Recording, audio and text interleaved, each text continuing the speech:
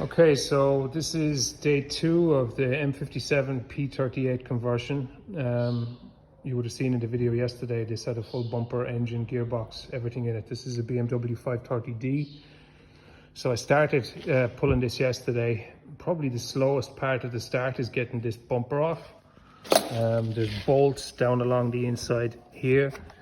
You have to take your lights out, and then onto your chassis here you've got 4 nuts on either one. Then your headlights come out, and then down along to your radiator here. Fairly big radiator with an electric fan behind it. So once all that was stripped off the front of the engine was exposed here. Then I brought her up on the lift and took off the drive shaft at the back. Once the drive shaft is off, then you can start disconnecting your gearbox, and it's quite a heavy gearbox now. I took it down on my own. I took it down with this, but I took it the rest of the way down to the ground on my own. It doesn't look that heavy, but it's an automatic gearbox. They're all pretty heavy. So gearbox came out yesterday, and then this morning I started disconnecting a few bits and pieces for the engine. These are your engine mounts here at the base. There's just 2 nuts on them basically, and then you've an assortment of coolant hoses. You've got an earthing the engine to the chassis rail.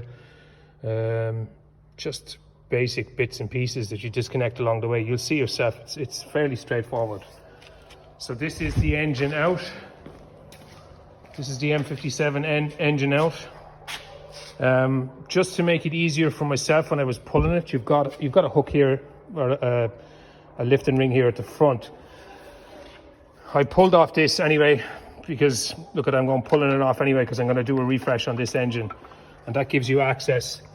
There's a ring down here at the back, if you can see that. There's a ring here. So I just happen to have a few seat belts lying around. It's probably not the most professional way to do it, but then I'm not a mechanic, so I'd say all in, you need obviously an engine crane to get that out. All in on my own, from start to finish, engine out, gearbox out, everything kind of ready to go, sitting on a tire. I'd say about 6 hours, and that was taking my time, like that wasn't rushing or anything. So yeah, so that's where we're at the moment. Gearbox is out, engine is out. As I said, I'm not using that gearbox over there. I'm using the GS6 X53DZ.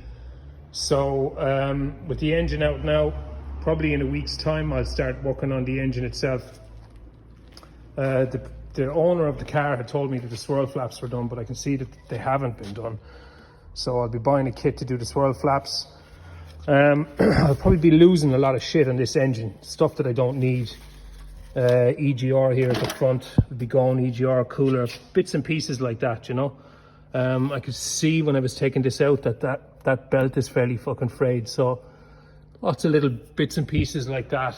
I think there's an oil breather or something at the back of this as well.